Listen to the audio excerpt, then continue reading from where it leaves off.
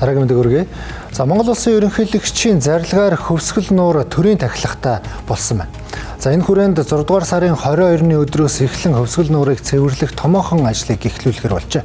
Нийтдээ 1000 гаруй хүний бүрэлдэхүүнтэй цэвэрлэгээний баг 2 сарын турш хөвсгөл нууранд хоримтлагдсан хог аягдлыг цэвэрлэж цэнгэг байдлыг нь хадгалахад анхаарах юм.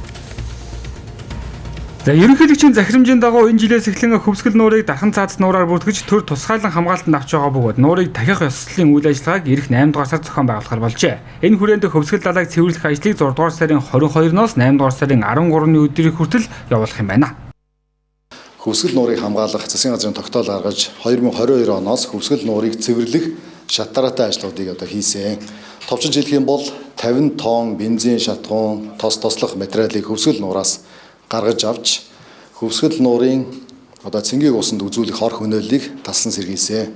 За үүнтэй холбоотойгоор Монгол улсын ерөнхийлөгч хөвсгөл нуурыг шат дараатайгаар олон нийтийн оролцооны төр хувийн хвшлийн оролцоотойгоор цэвэрлэгээний их аяныг өрнүүлэх гэж байна. Хөвсгөл нуурын тухайд сая хэллээ 136 км урттай 40 орчим километр хамгийн өргөн газар 40 км өргөнтэй энэ эргэн тойрныг аваад үзэх юм бол 2000 гаруй километр урттай эрэг орчмын газар байгаа. Энэ эргийг онцгой хамгаалтын бүсийн 100-аас 200 м цаашлаад километр хүртэл өргөнтэйгээр цэвэрлэх нь дэлхийд ховорхон хөвсгөл нуурын цэнгэг усыг хамгаалах ажлын маань амин сүнсэн юм аа.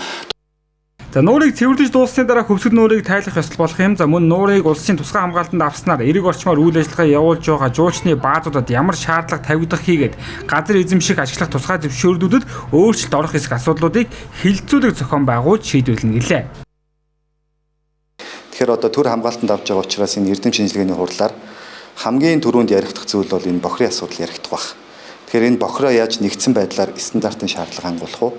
Тэхийн тулд аж ахуй нэгжин ямар сефтик системтэй бохирын асуудлаа шийдэх үү? Энэ дээр бидний зүгээс мэргэжлийн байгууллагын зүгээс гарын авлага гаргаж өгөх юм уу?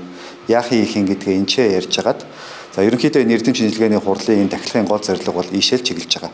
Тэгэхээр үүний дараа бол тэнд үйл ажиллагаа явуулж байгаа аж ахуй нэгжүүдийн үйл ажиллагаа сайжирна гэж бодож байгаа. Бохирын асуудлаа шийднэ гэж бодож байгаа.